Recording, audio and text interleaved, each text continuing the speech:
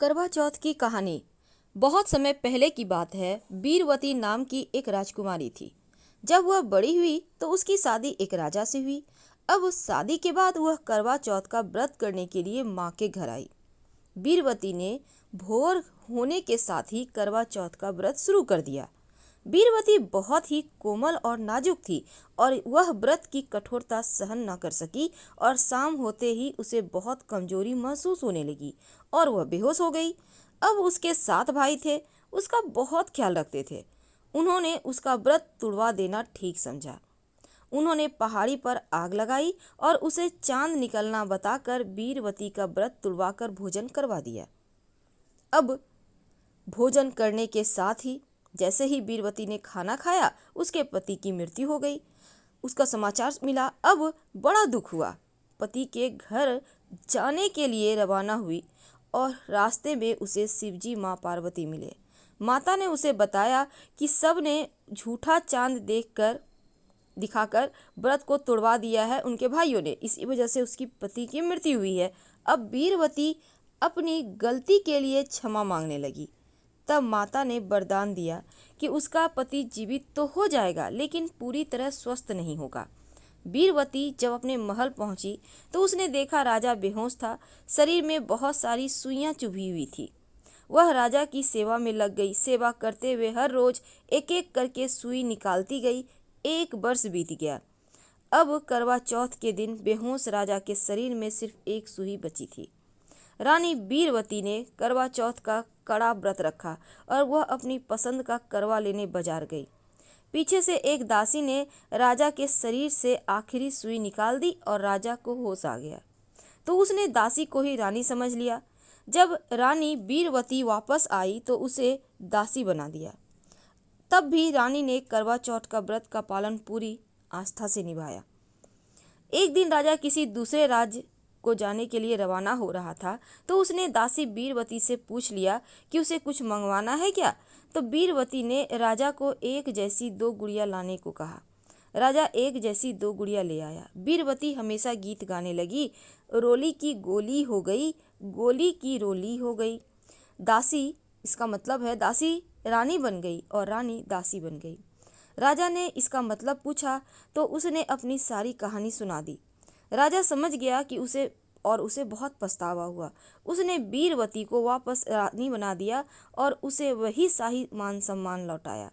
माँ पार्वती के आशीर्वाद से रानी के विश्वास और भक्तिपूर्ण निष्ठा के कारण उसे अपना पति और मान सम्मान मिल गया। करवा माता की जय। एक और कहानी आती है इसमें। एक गांव में एक साहूकार के 7 बेटे और एक बेटी थी। सातों भाई अपनी बहन से बहुत प्यार करते।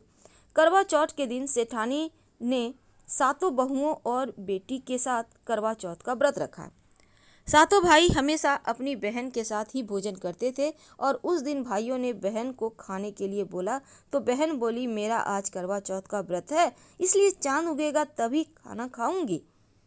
भाइयों ने सोचा कि बहन भूखी रहेगी, इसलिए वह एक भाई ने दिया लिया। एक भाई ने चलनी लेकर पहाड़ी पर चढ़ गया।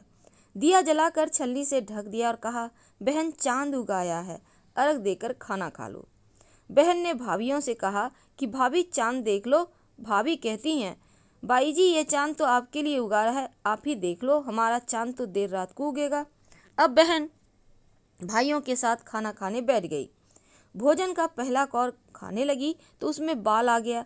दूसरा कौर खाने लगी तो उसमें कंकल आ गया और तीसरा कौर खाने लगी तो ससुराल से बुलावा आ गया कि बेटा बहुत बीमार है, बहू को जल्दी भेजो। माँ ने बेटी के कपड़े निकालने के लिए 3 बार बक्सा खोला तो तीनों ही बार सफ़ेद कपड़े हाथ में आए। अब लड़की सफ़ेद कपड़े ही पहनकर ससुराल के लिए रवाना होने लगी। माँ ने सोने का एक सिक्का उसकी साड़ू के पल्लू में बांध दिया और कहा, रास्ते में सबके पैर छूते हुए जाना और जो अमर सुहाग का आशीर्वाद दे वह सिक्का उस पल्लू के गांठ में उसके बांध देना। अब रास्ते में बहुत से लोगों ने आशीष दिए पर अमर सुहाग का आशीर्वाद किसी ने भी नहीं दिया। ससुराल पहुंचने पर उसने देखा पालने में जेठ का लड़की झूला झूल रही है और उसके पैर छूने लगी तो वह बोली, सीली हो, सपूती हो, 7 पूत की माँ हो। यह आशीष सुनते ही उसने सोने का सिक्का निकालकर उसे दे दिया और पल्ले से गांठ बांध ली। घर के अंदर प्रवेश किया तो कमरे में पति की मृत अवस्था में पाया। उसने पति को ले जाने ही नहीं दिया और वह मृत पति को लेकर रहने लगी और पति की सेवा करने लगी। सासू बचा हुआ ठंडा बासी खाना नौकरानी के हाथ से यह कहकर भेजवाती कि जा मुर्दा सेवनी को खाना दिया। कुछ दिन के बाद माघ महीने की तिल चौथ आई तो उसने माता से प्रार्थना की और कहा, माता मुझे मेरी गलती का पश्चाताप है, मुझे माफ़ कर दो। हे चौथ माता, मेरा सुहाग मुझे लौटा दो, मेरे पति को जीवित कर दो। माता ने कहा, ये मेरे हाथ में नहीं है। बैसाखी माता चौथ माता तुम्हारा सुहाग लौटाएगी। बैसाखी चौथ पर उसने फिर प्रार्थना की तो माँ ने कहा, भादुड़ी चौथ की माता तुम्हारे सुहाग तुम्हें देगी। अब भादुड़ी चौथ माता से प्रार्थना करने लगी तो उन्होंने कहा, सबसे बड़ी कार्तिक चौथ की माता की नाराजगी का कारण तुम्हारे साथ यह हो रहा है। उन्हें प्रसन्न करने पर ही तुम्हें जो चाहिए वह मिलेगा।